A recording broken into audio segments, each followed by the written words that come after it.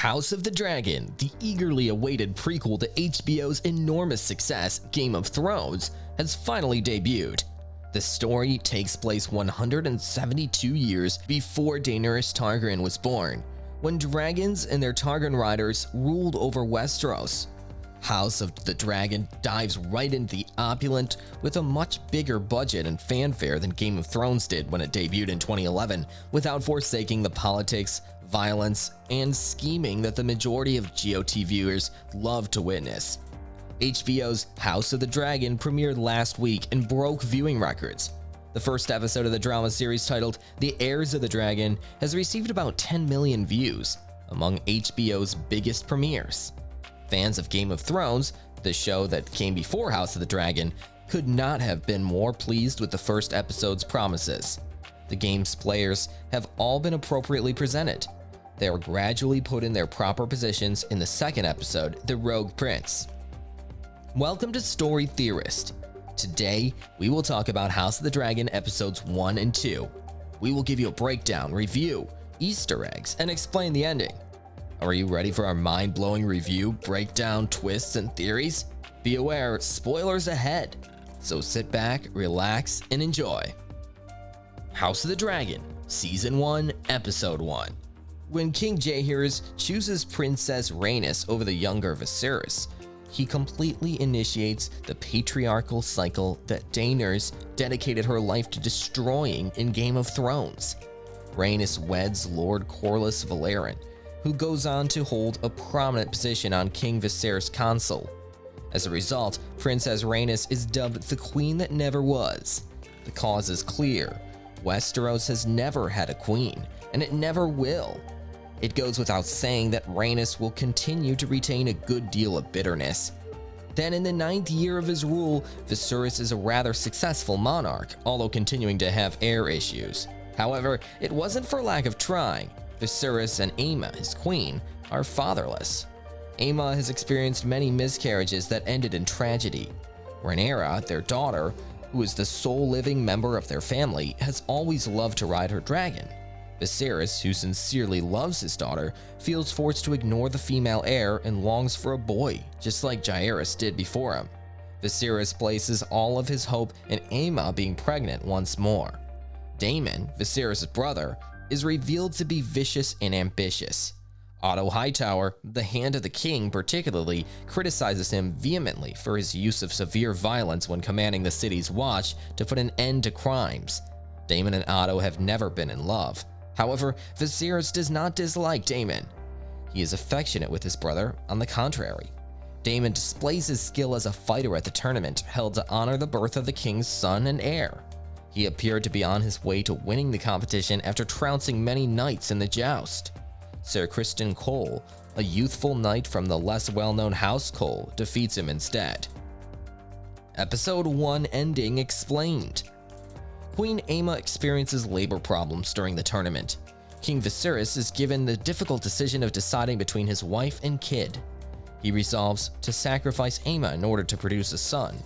In a tragic turn of events, the newborn son too does not live more than a few minutes. Otto recommends the king not designate Daemon as the heir. Not all of the council members, including the king, concur with that. On the night of Aemma's passing, Viserys hears Daemon's declaration in one of the brothels. With his city guard warriors, Daemon proclaimed the now dead son of Viserys the heir for a day. Viserys' perspective on Daemon is altered as a result of this information. After removing Daemon's command, Viserys requests that he go back to Moonstone. Rhaenyra will become the next heir, Viserys declares. Many lords, including the Starks and Baratheons, are present for the ceremony of officiating Rhaenyra. Viserys has a talk with his daughter before the ritual that formally recognizes Rhaenyra as the heir. Viserys tells Rhaenyra a family secret. The first Targaryen monarch, Aegon the Conqueror, brought the 7 realms together due to a vision he received. He has a vision in which the harsh winter wipes out all of humanity. Aegon observed that frightening darkness enveloped all of humanity as seen from the far north. In addition, he asserted that any hope of surviving that threat relied on a Targaryen, whatever of gender, occupying the throne. This prophecy was dubbed A Song of Ice and Fire by Aegon. House of the Dragon Season 1, Episode 2. Episode 2 jumps forward in time by 6 months. 6 months had passed since the infant son and wife of King Viserys passed away, and the monarch banished his brother Daemon as a result. The king had chosen Rhaenyra, his daughter, as the next heir, rejecting Daemon. Viserys is under increasing pressure to wed another woman and name her the new queen of the realm. Monarch's hand Otto Hightower has already requested his daughter Alicent to keep the lonely king company. The goal is obvious. Lord Corlys Velaryon and Princess Rhaenys, who is also Viserys' cousin, ask for the king for their daughter's hand in marriage. Viserys is tempted by the proposition of joining the two powerful families of Targaryen and Velaryon. Their daughter, Lady Laena, is 12 years old, and Viserys has absolutely no interest in that union. There is now a vacancy in the prized group of elite warriors that protects the royal family when Lord Commander Ser Ryon, the current King's Guard, passes away.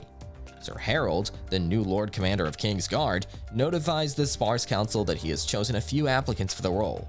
To prevent her from offering her ideas on the Little Council's decision, Viserys asks Rhaenyra to pick one knight from among those present. Simply getting Rhaenyra's attention elsewhere was the plan.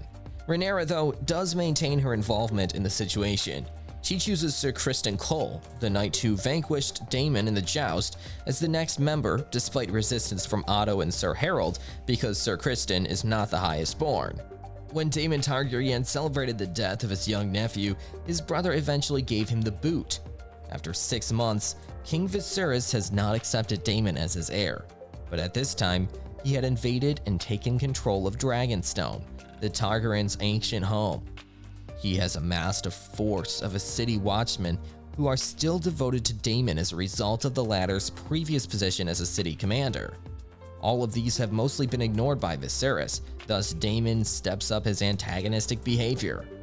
He takes the dragon egg that was chosen for the now dead Prince Balon, who was just 1 day old. Viserys finally becomes enraged by it and vows to march to Dragonstone to prosecute Daemon. Otto offers to lead the group to Dragonstone, believing it would be dangerous for the king. Daemon is prepared with his own battalion when Otto's team gets to Dragonstone. Daemon claims he kidnapped the egg because he wanted to marry Mysaria and have a child. Swords are drawn from their sheaths and tempers flare. The holdup shifts in favor of Daemon with the emergence of Caraxes, the enormous bloodthirsty red dragon of Daemon. When it's all said and done, Rhaenyra's appearance riding her dragon, Syrax, alters the situation. Rhaenyra approaches Daemon directly and begs him to kill her in order to appease his rage. The appearance of his niece causes Daemon to renounce, return the egg to Rhaenyra, and depart. A slaughter was averted by the timely arrival of the new heir. Episode 2 ending explained. Viserys considers the marriage proposal Velaryon made before rejecting it. Although Otto was excluded by the majority of his council members, suggesting the opposite. Viserys hasn't forgotten about marriage either. He chooses to marry a different queen. Viserys will wed Alicent Hightower as his new wife. Otto is the only person who disagrees with the choice, and even Alicent's close friend Rhaenyra does. Lord Corlys will nevertheless marry a Targaryen and Velaryon, despite Viserys' rejection. He approaches Daemon with the Stepstone's issues. He exhorts Daemon to assist him and display his full might. Free cities and Lord Corlys' Stepstone's problems are connected. Free cities, as their name suggests, denote a region in the east of the geography that is not a part of the realm. A group of islands known as Stepstones connects the free cities with the Westeros Kingdom region. For Westeros shipping routes, stepping stones are crucial.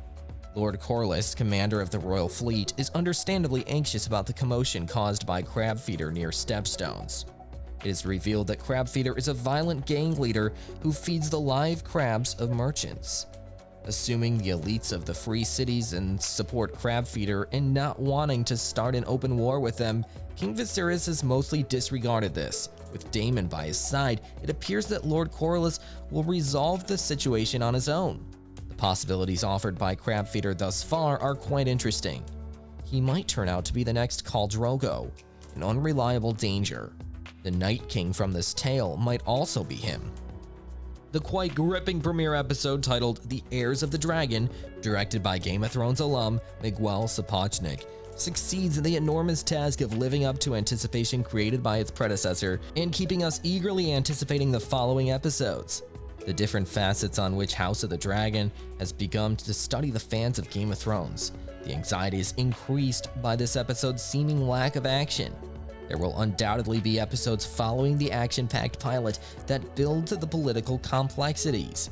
Thus, the focus of the second episode is primarily on the conversations between the pertinent parties. The wordy scenes written by Ryan J. Condal are excellent. Here, Millie Alcock's calm performance is beginning to leave an impact. Rhaenyra has begun to develop into the resilient persona she promised to be.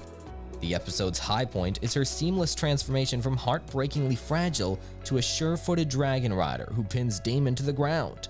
The second episode sustainably maintains the height that the pilot episode attained. Well, that concludes our video for today, everyone. Thank you for sticking with us. We truly appreciate it. Please leave a like and click the subscribe button on this video. If you wish to receive updates about our channel, make sure to switch on the notification bells. We'll see you next time, but in the meantime, stay safe.